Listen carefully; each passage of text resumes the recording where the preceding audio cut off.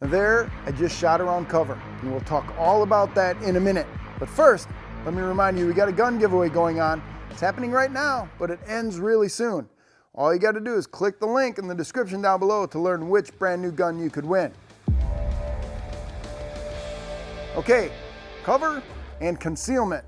Let's first talk about those definitions. Cover stops incoming rounds. It actually stops the bullet from hitting you. Remember also, it stops outgoing rounds too. We'll talk about that in a little bit. Concealment just hides you. Bullets can pass through concealment. So obviously, cover is better than concealment. Move to better cover. If you have concealment and that's all you got, fine, you got to live with it.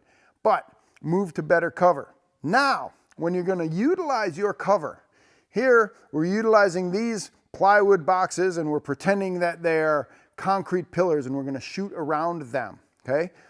Cover protects you from incoming bullets, so you do not want to expose any more of your body than is absolutely necessary to get around the cover.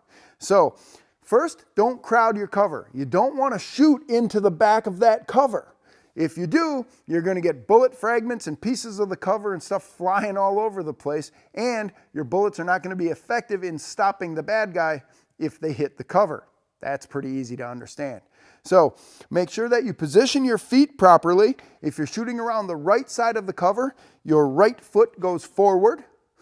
You come out and then flex that knee so that you just roll a little bit out. And as soon as you can see the target, that's when you shoot. Okay? You don't want to lean way out there and see the whole target. Take what you're given and shoot the target as best you can. Now, if you want to utilize cover from the other side, let's say you're forced to shoot around the left side of the cover, bring that left foot forward and again roll out until you find the target, and there it is, you're shooting. Now, you're still shooting with your right hand. You might have to lean a little bit further to get around that cover. Or you can switch hands and shoot with your other strong hand, putting that round on target. Again, the goal is to not expose any more of your body than you absolutely have to. And don't pack up against the cover. You know, you're going to be scared. It's going to be a high stress situation. You're going to want to run right up to this cover and try to hide behind it. But that really limits what you can do working around this cover. As you step back, one thing you need to remember: cover is cover forever. It goes that way.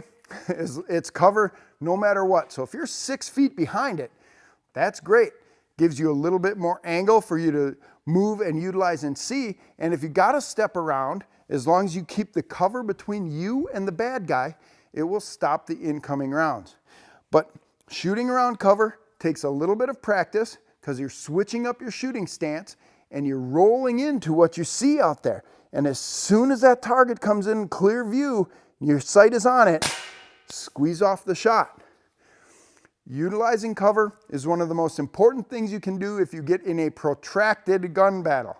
Most gunfights are really close and really fast, but if you can get to cover and someone is shooting at you, by all means, get to cover, get yourself protected, and then engage the bad guy.